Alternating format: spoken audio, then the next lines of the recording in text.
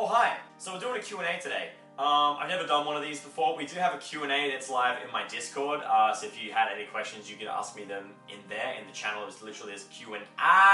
But this is a Q&A. We did a Q&A on my Instagram, so I posted a few weeks ago now, saying to you guys, if you want to ask me any questions, feel free to ask them here, and I'll answer them in a video. So this is that video. I've picked 10 of my favorite questions in the list so far. There are a few not repeat questions. The questions were all different, but there are a few from the same people. So I've chosen at least one question from lots of different people, and I've collected 10 overall. There are 10 questions here we're going to answer for today's video, so hope you like it. If you want to see more of these videos, more Q&As, or if you like this video, then give us that old, give us it. Anyway, we're going to answer these questions. We're going to start things off. So first question comes from Crimson, and Crimson asks, any pets? I feel like I'm more of a cat person at the moment, but that could also just be because of where I live. So I live in an apartment in Melbourne, and I've always kind of thought, you know, cat seems like the smartest pet to get because it's practical in an apartment. They don't need to be outside all the time. I don't really have an outside space here, but cats seem like more of an apartment animal compared to a dog, because a dog wants to go outside and I don't have a lot of that free time. That being said, Ruby's moving here in like 3 weeks' time, so there's a possibility that we'll get a cat. If we get a dog, I'd much rather be in a full-blown house, like a house with a backyard and stuff, because I feel like a dog being cooped up in an apartment is just not fair on a dog, so don't have any pets, but if I could get one in these circumstances, it would be a cat. Respawn Goose asks, which Twilight movie do you rate the most? Now, I've never seen a Twilight movie, but if anything, I would have to say the first one, because the first one has Edward Cullen being a sparkly man-child, and that ruined the series for everybody, so if I could rate one, then it'd be the first one. First Twilight movie, sparkly man-child, doing the... Lady Caitley asks, what are you most excited for 2019? The most exciting thing I can think of in 2019 already is Ruby moving here. We've mentioned that twice in the video already. If you can't tell how excited I am, there's enough to say how excited I am. I'm also just really excited to grow my own content, or grow my own brand and platform, because we have a YouTube here. I'm trying to get this more active. We have Twitch. There's so many different places that I want to be, and there's so many different things I want to do, but I don't have the time. So I'm excited to move things in a new direction for myself, and also I guess for Ruby, and it's just my life in Melbourne in general in 2019. So future content plans and who I'm living with are the things I'm most excited for in 2019. Smithy Mayo asks, is your name Jeff? My name is Jeff. Crimson Falcon asks, best and worst thing that happened to you this year? Okay. That's a big question. Obviously it's two sides of it's a double-edged sword there. Well, double-edged sword, it's two sharp sides on the back, and it cuts the double-edged sword, but one side's got a pool noodle on it, so it's soft and padded, so it doesn't hurt when you hit me with that question. The other side is sharp, and it's gonna hurt. I think one of the most exciting things that's happened for me was being able to present at the Australian Games Awards. That's given me a whole bunch of inspiration towards a different sort of path that I never thought I'd go down. I've never done presenting in the past. I've never thought of presenting in general. I felt like I did it quite naturally. I don't know, I could have done it better. I feel like there's things I could have done, even though I was only up there for like a minute or two. But the fact that I got up there and I did it and it wasn't hard for me makes me want to branch out and do more of that kind of stuff. So that was probably one of the coolest memories I have, like the best thing that's happened to me. Worst thing that's happened this year. It's gonna take a heavy turn, but unfortunately I've lost 3 people that I know of different levels of being close to me. Unfortunately, 2 of those people have taken their own lives, and another person was lost due to cancer. I'm going to take a moment to say mental health is very important. If you see someone not doing well, or if you just want to ask someone if they're okay, asking someone if they're okay is not weird, it is not bad, and if they are genuinely okay, then great. If they're not, or you think something's up, then reach out to them. Cancer sucks. Cancer is awful. I don't know why cancer exists. So if you have someone close to you that's going through cancer, just be there for them, do everything you can. If they beat it, hell yeah. If they can't beat it, that is all you can do, is be there for them. But yeah, cancer sucks. Damar00481 asks, any 2018 regrets? I do have some regrets about 2018, mainly around, I guess, how hard I've worked. A few things like around like Twitch and YouTube.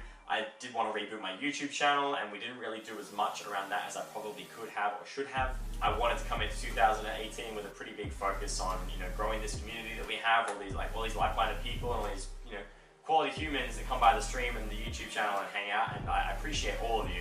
I feel like we could have gotten a lot more people together. I feel like we could have grown our community more if I'd have worked harder on everything that I've been doing. That being said, I'm still really happy with how far we've come and how far the community has grown since the start of the year. I know that 2019 I'm going to work a lot harder. I would like to work a lot harder. Unfortunately, the work that I do outside of Twitch and YouTube takes a lot of my time and energy, so that is unfortunately the biggest drainer, and sometimes takes away a lot of what I can do at home. But yeah, I could have worked harder. Engage the Plan asks, how long did it take for you to find your rhythm with streaming? I've been streaming now for coming up 3 years in, I think it's like between March and June. I always forget when my stream birthday is. I guess probably this year, like since I moved to Melbourne, has been the real time for me to get into it all. When I was streaming in the past, I was in a terrible place, terrible relationship, just a bad headspace with my employment as well. There's a lot of things that were bringing me down. And since moving to Melbourne, I've had a lot of great things come my way. A lot of things have kind of helped me focus on what I want to do. Biggest thing as well, I guess, for streaming is my internet is great, because before I was streaming on 1 or 2 mega and it's horrendous. This last year has been definitely the time where I found my feet and gotten into a decent rhythm with streaming and just focusing on my brand and my content. Life of Asano asks, do you eat ass or ass? Do you eat ass? The wallpaper on my computer says that I do, but I mean, the Goddamn Badger asks, what's the best way to bust through a glass ceiling follower-wise? It's a really cliche answer I'm going to give you, but like, try and make your content as engaging as possible. Like, if you're watching someone else's stream and you find a reason to stay, think about ways you can apply that to your channel as well. Like, what would make you want to stay in someone else's stream? Or think about, watch back some of your VODs and watch back what you do on your own content and sit down and think like, this is what I did during this interaction and it didn't stay. What could I have maybe done to make that scenario more engaging? What could I do to make people want to stay and, become a repeat visitor of the channel? I think that's going to be my buzzword for 2019 around making content. Engagement with your audience is absolutely the most important thing when it comes to making people want to watch and stay. Obviously the game you choose too, because that's part of who the audience is going to watch, but be as engaging as possible. Not just yourself as a person, but the stream as a whole. Find ways to make everything that you do as engaging as possible. Jordan Cooge asks, when is the debut of our morning show? So for people obviously don't know what this is about, but a friend of mine named Jordan that I work with, we both watch Community, and there's the radio show that Troy and Abed do called Troy and Abed in the Morning.